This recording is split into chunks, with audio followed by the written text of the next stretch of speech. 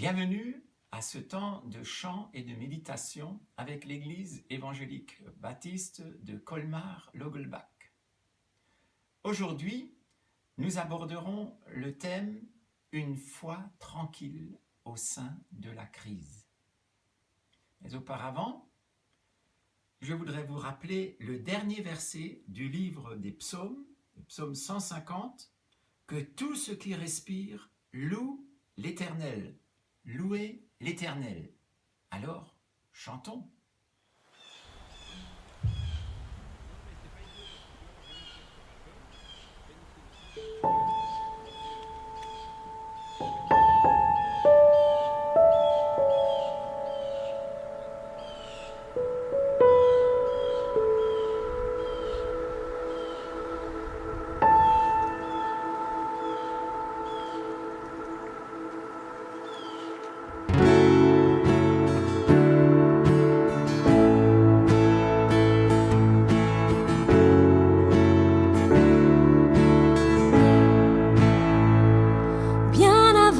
Le chant qui crée un univers, bien avant l'esprit qui planait sur la terre, bien avant que tu me fendes de la poussière. Tu rêvais du jour où tu pourrais m'aimer,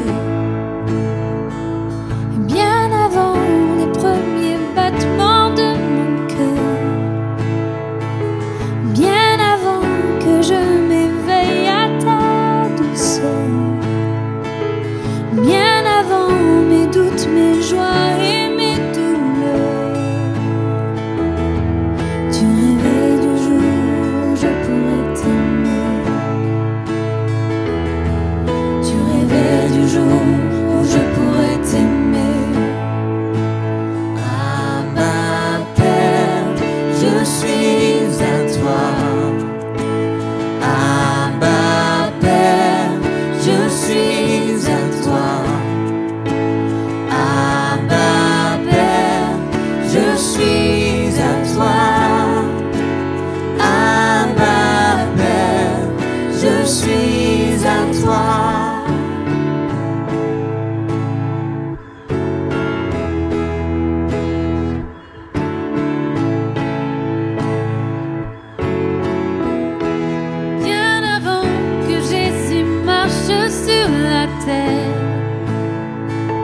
Bien avant le Fils qui nous montre le Père,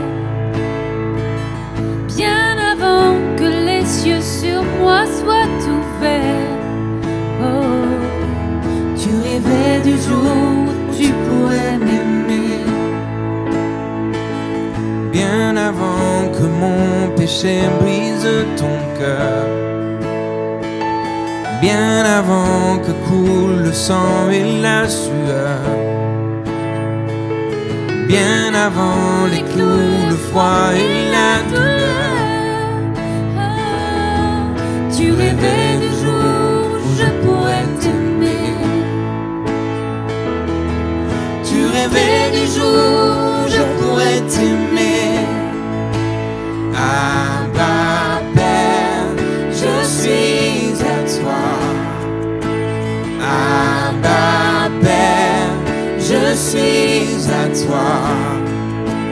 Abba Père, je suis à toi. Abba Père, je suis à toi. Abba Père, je suis émerveillé, saisi par l'immensité de ton amour pour moi. Abba Père, si grande est ta tendresse, ton cœur est grand ouvert et je viens plonger dans tes bras. Abba Père, je suis émerveillé, saisi par l'immensité de ton amour pour moi. Abba Père, si grande est ta tendresse, ton cœur est grand ouvert et je viens plonger dans tes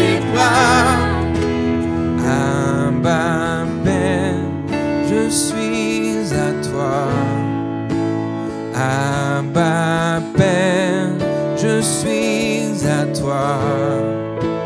Abba Père, je suis à toi. Abba Père, je suis à toi.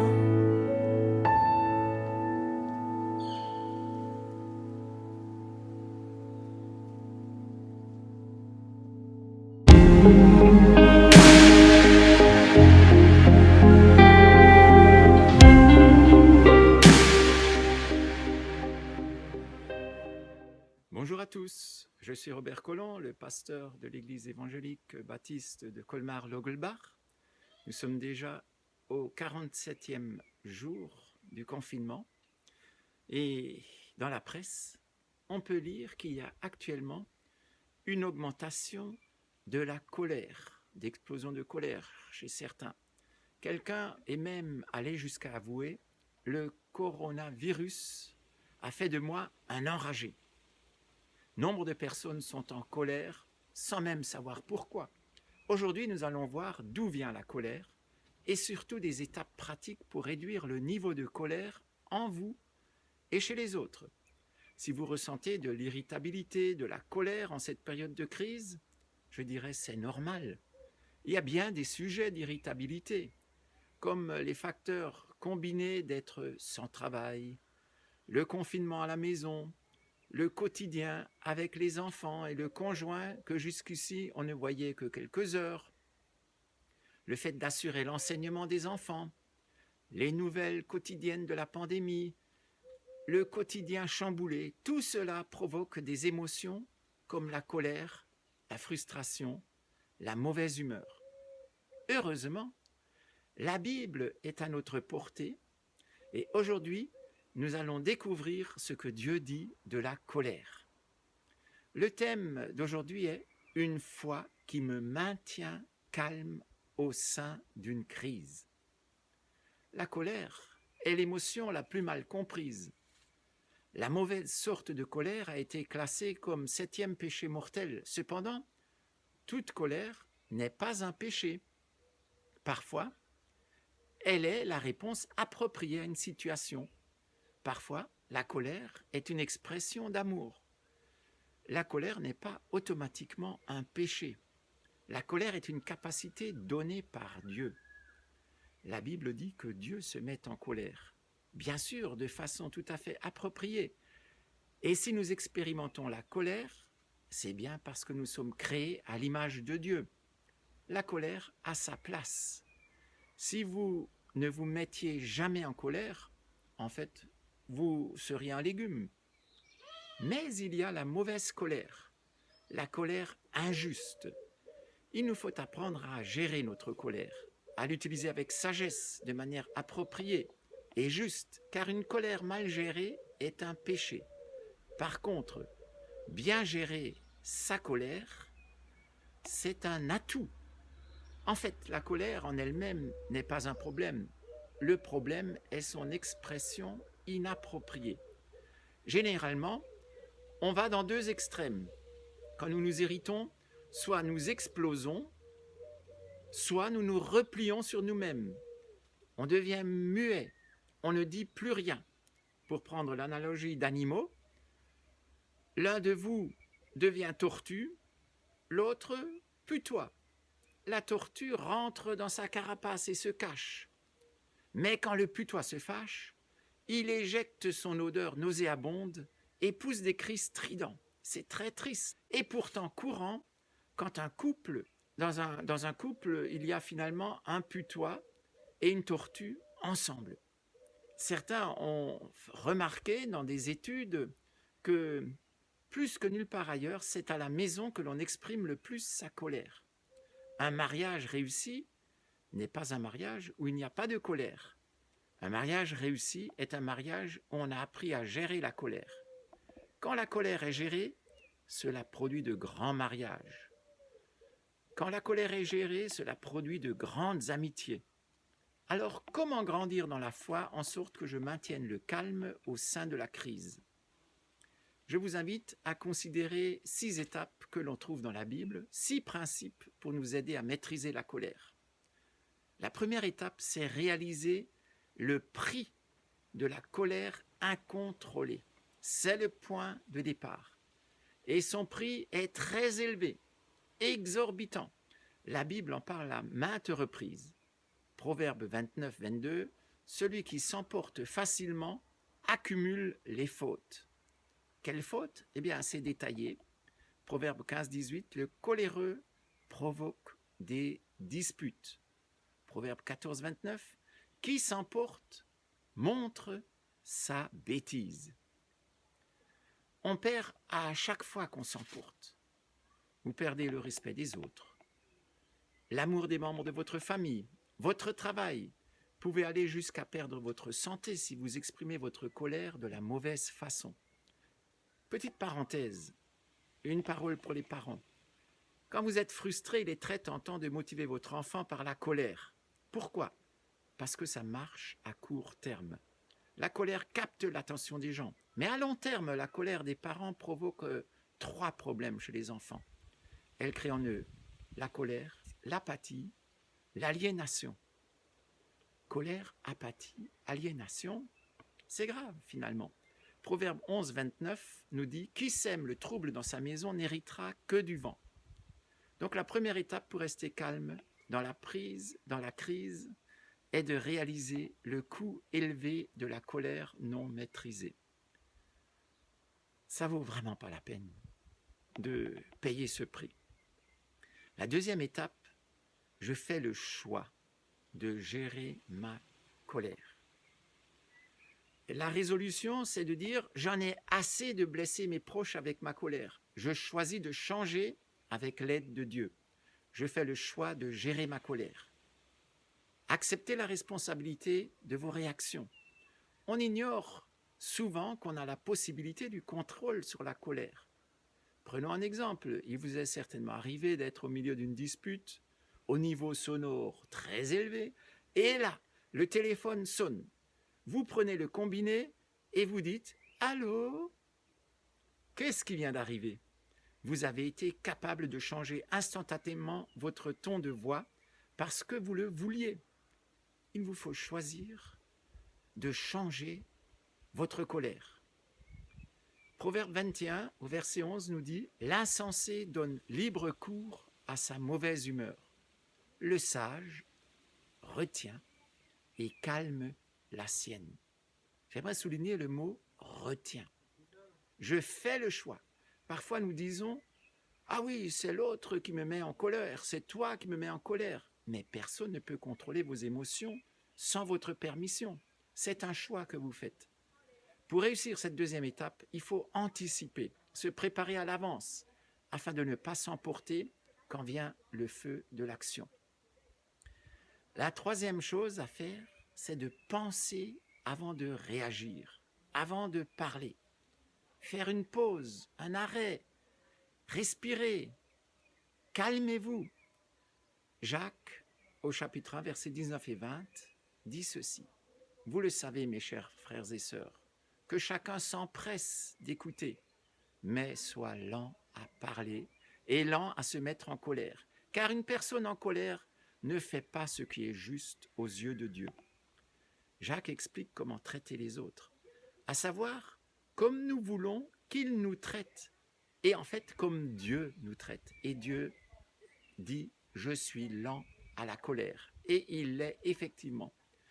Alors, on peut faire 3 actions pour ce temps de réflexion préliminaire. A, il est dit, empressez-vous d'écouter. La façon la plus rapide d'énerver quelqu'un, c'est de l'interrompre dans ce qu'il dit. Et la façon la plus efficace de calmer la colère de quelqu'un, c'est de l'écouter. Écouter quelqu'un calme sa colère. Vous-même, quand vous ressentez que quelqu'un ne vous écoute pas, cela vous énerve et vous irrite et augmente votre colère. En pratique, quand vous êtes en colère, temporisez, en ne parlant pas d'abord, mais en écoutant pour commencer. Ne soyez pas pressé d'intervenir et de donner votre point de vue. Écoutez, calme l'interlocuteur, et soi-même aussi. Quand les gens se savent écouter, cela diminue leur frustration. Ensuite, le texte de Jacques nous dit d'être lent à parler. parler. Pourquoi? Parce que la maîtrise de la colère, c'est la maîtrise de la parole, de la bouche. Vous calmez votre humeur en domptant votre langue. Proverbe 29, verset 11 nous dit « L'insensé donne libre cours à son humeur. Le sage retient et calme la sienne. » Retarder, mettre des délais, c'est un grand remède à la colère. Jefferson, le deuxième président des États-Unis, disait « Quand vous êtes en colère, comptez jusqu'à 10. Et si vous êtes dans une grosse colère, comptez jusqu'à 100. » Lent à la colère, c'est le troisième point de ce que nous dit Jacques. Si vous pratiquez les deux premiers points, là, le troisième suivra automatiquement. Que faites-vous pendant ce temps d'attente que vous vous imposez, de ce temps de délai? Vous analysez. Vous tentez de comprendre. Proverbe 19, 11, « Quelqu'un de sensé maîtrise sa colère. Plus je comprendrai ma colère, plus je serai compréhensif. De même, pour la colère de mon conjoint, mieux je la comprendrai, mieux je serai compréhensif à son égard, par rapport à mes enfants, à mes collègues de travail, à mes voisins. » Ces trois questions à se poser. Pourquoi suis-je en colère? Qu'est-ce que je veux? Comment puis-je l'obtenir? Ça, c'est l'idée d'identifier la cause de la colère. Alors, ça peut venir à cause de blessures intérieures qu'on a, de frustration, quand rien ne marche plus et qu'on ne peut plus contrôler la situation, ou encore de la crainte, quand on se sent menacé, attaqué. Plus je manque de sécurité en moi-même, plus j'ai tendance à me mettre en colère. Et là, il est bon de prier intérieurement. Par exemple, le psaume 141, au verset 3, « Seigneur, monte la garde devant ma bouche et surveille la porte de mes lèvres. » Petite pensée en passant, ce qui favorise l'action avant la réflexion, malheureusement, c'est l'alcool. Proverbe 20, verset 1, nous le dit bien, « Le vin rend insolent et les boissons alcoolisées incitent au tapage. Qui se laisse enivrer ne deviendra pas sage. » Quatrième étape, exprimer ma colère de manière appropriée. Le problème n'est pas la colère, mais la manière inappropriée de l'exprimer. Éphésiens au chapitre 4, verset 26, dit ceci. « Quand vous vous mettez en colère, ne péchez pas. » Êtes-vous conscient que vous pouvez vous mettre en colère et ne pas pécher? C'est ce que dit ce verset. Quand vous vous mettez en colère, ne péchez pas, c'est-à-dire ne laissez pas la colère vous conduire à pécher. Cela signifie qu'il y a une bonne manière d'exprimer la colère et une mauvaise manière. Une manière appropriée et une manière non appropriée. Une manière utile et une manière nuisible. Proverbe 15, verset 1 nous donne une clé. Une réponse aimable calme la colère, mais une parole dure l'excite. Comment une réponse douce calme-t-elle la colère? Déjà, cela nous calme nous-mêmes, et vous aurez remarqué que plus fort vous parlez, plus furieux vous devenez. Et si intentionnellement vous parlez doucement, votre colère diminue. Quelle est la meilleure façon de gérer la colère? Eh bien, il ne faut pas la renier. Ça peut même aboutir à la dépression quand on persévère dans cette action. Mais ce qu'il faut faire avec la colère, c'est l'admettre, reconnaître la cause.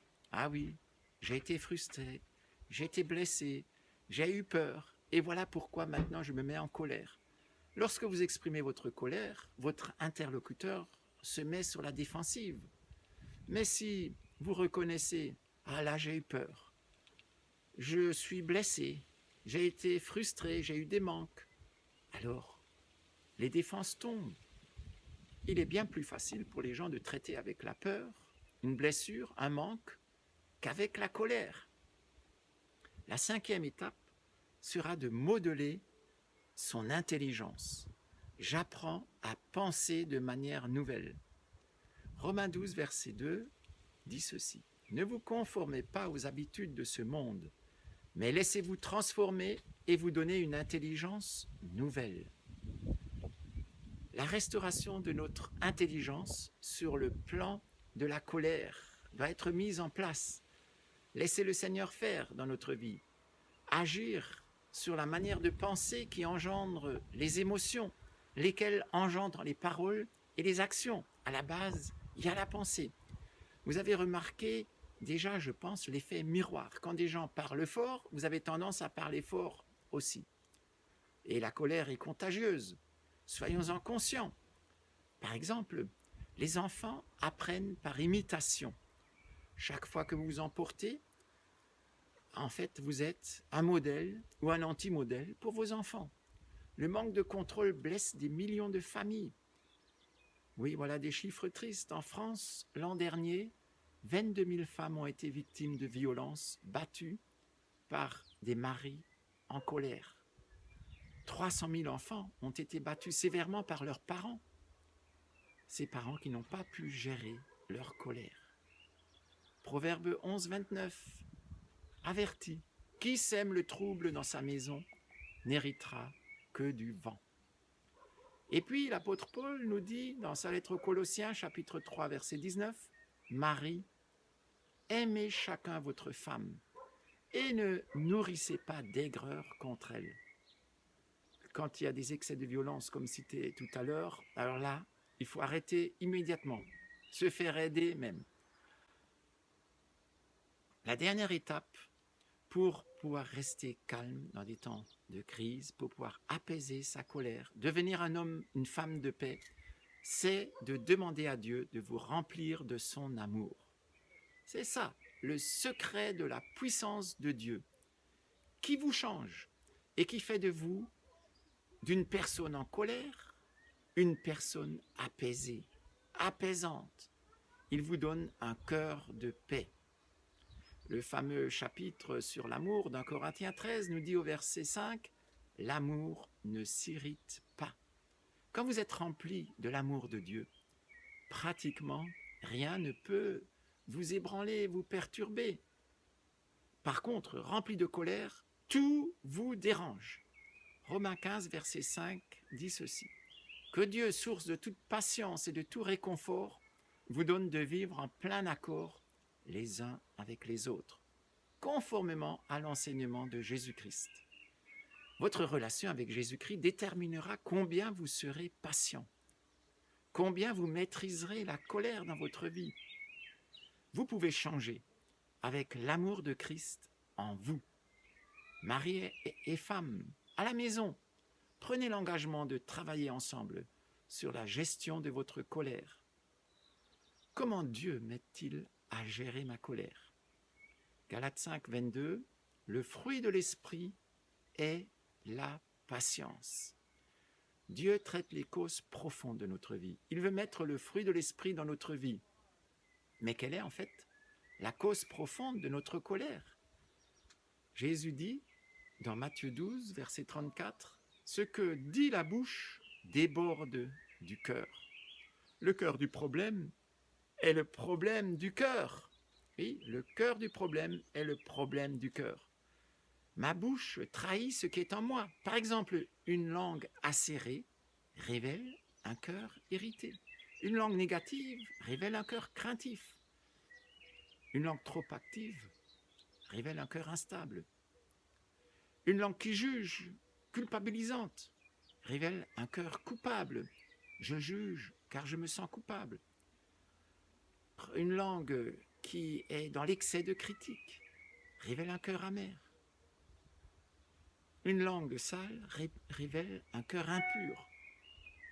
D'autre part, l'autre pendant, c'est une langue encourageante, celle-ci révèle un cœur heureux. Une langue gentille, un cœur aimant. Une langue maîtrisée, un cœur apaisé. Vous et moi avons besoin d'un cœur nouveau. Heureusement, Dieu est spécialiste en transplantation cardiaque. David s'était écrié Ô Dieu, crée en moi un cœur pur. Jésus peut et veut guérir votre cœur blessé avec son amour. Il se peut que vous soyez senti rejeté par le passé. Jésus se soucie de votre souffrance. Jésus peut et veut remplacer votre cœur frustré par un cœur rempli de sa paix. Si vous prenez dans vos bras un bébé qui pleure et que vous l'entourez de votre affection, normalement, il s'arrête de pleurer, sauf s'il est encore très faim, mais en général, ça le calme. Et quand vous vous sentez, vous, en sécurité, accepté, conscient de l'amour de Dieu, votre colère disparaît. Alors que faire? Tout simplement, remettez votre vie à Jésus. Permettez-moi de prier avec vous. Seigneur Jésus, souvent nous nous irritons avec les personnes qui nous sont proches, que nous aimons le plus, parce que nous oublions que tu es la source de tout ce que nous avons besoin.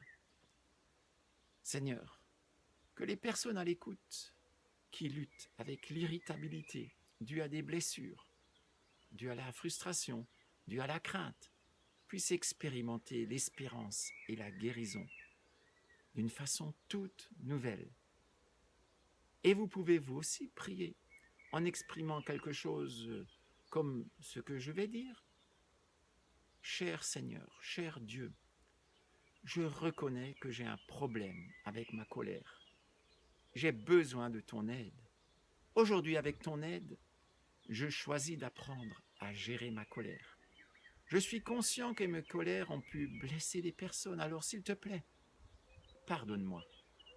Secours-moi, aide-moi à penser avant d'agir, à exprimer mes colères de façon appropriée, à remodeler mon intelligence avec ta parole.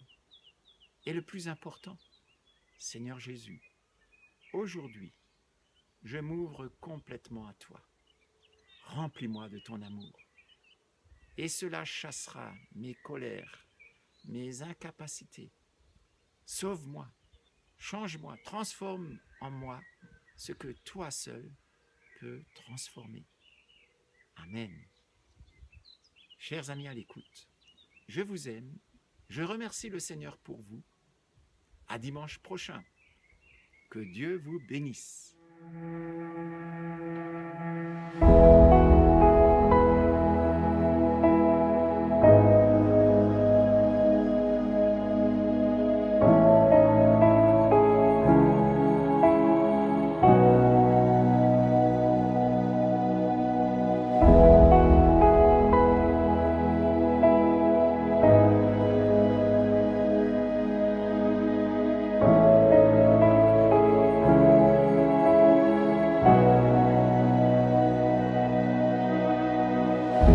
Au-delà des océans, tu es venu me chercher. Au-delà de mes tourments, ton amour a triomphé. Montre-moi la splendeur et la beauté qu'il y a à t'obéir de tout cœur, à se confier à ta voix.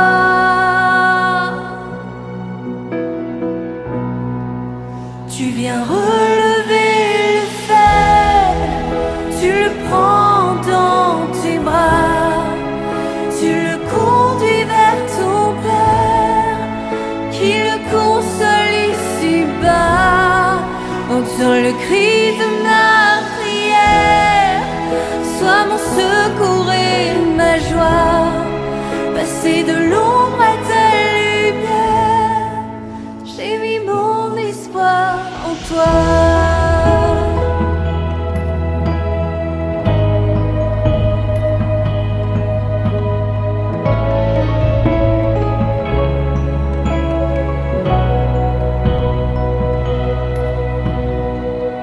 Puisque ma vie passera.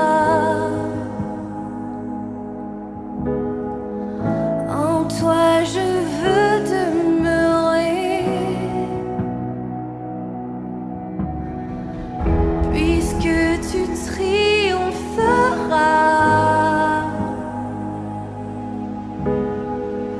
Mon cœur en toi veut s'ancrer.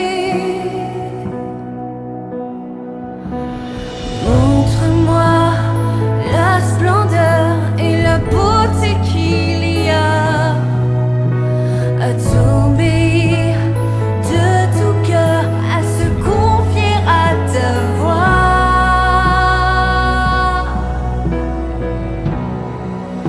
Tu viens relever le fer, tu le prends dans tes bras, tu le conduis vers ton Père, qui le console ici-bas.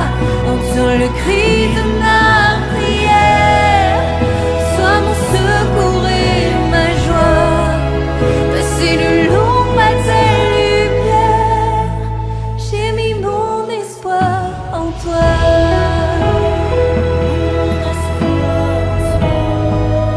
J'ai mis mon espoir en toi.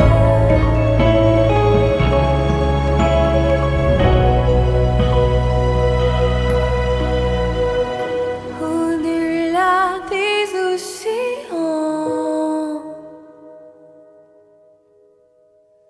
tu es venu me chercher. Au-delà de mes tourments, ton